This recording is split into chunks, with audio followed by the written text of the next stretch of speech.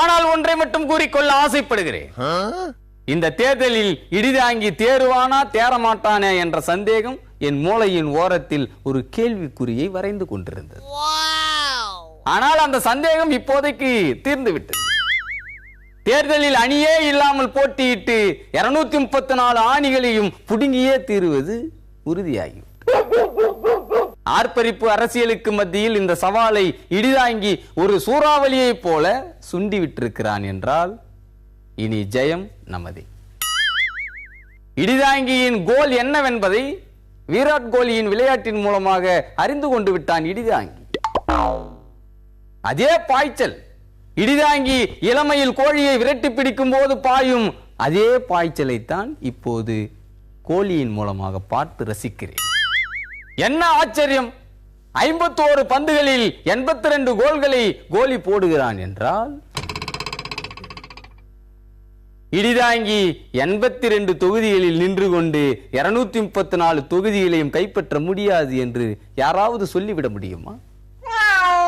ஆக ஒரு விளையாட்டு வினையாக மாறப்போவதை நீங்கள் இந்த தேர்தல் மூலம் பார்க்கத்தான் போகிறீர்கள். களம் எப்படி இருக்கும் என்று யாராலும் இப்போதைக்கு கணிக்க முடியாது. அடிக்கப் போவது சிக்ஸரா அல்லது போரா என்பதை எதிரிதான் தீர்மானிப்பார். எதிராளி எப்படி பந்தை போடுகிறான், எப்படி ஃபீல்டிங்கில் நின்று பிரச்சாரம் செய்கிறான் என்பதை பொறுத்தது. சுழல் பந்து சுனாமியா இருந்தால் எதிராளியின் கதி சுண்ணாம்புதான். அதேபோல் வேகப்பந்து வெந்த நிலையில் வந்தால் எதிராளி நொந்து போவான். ஆனால் சுனாமியையே சுண்டு விரல் கொண்டு நிறுத்தி பினாமியாக்கும் திறனை கோலி போட்ட கோடுகளிலிருந்து கற்றுக்கொண்டிருக்கிறான் இடிதாங்கி. அதனால் எதிராளி நகர்த்தும் காய்களை கடித்து வைக்கும் ஆற்றலை கற்றுக்கொண்டிருக்கிறான் இடிதாங்கி. இடிதாங்கியை பொறுத்தவரையில் பிச்சு எப்படி இருக்கிறது என்று சரியாக கணித்து வைத்திருக்கிறான்.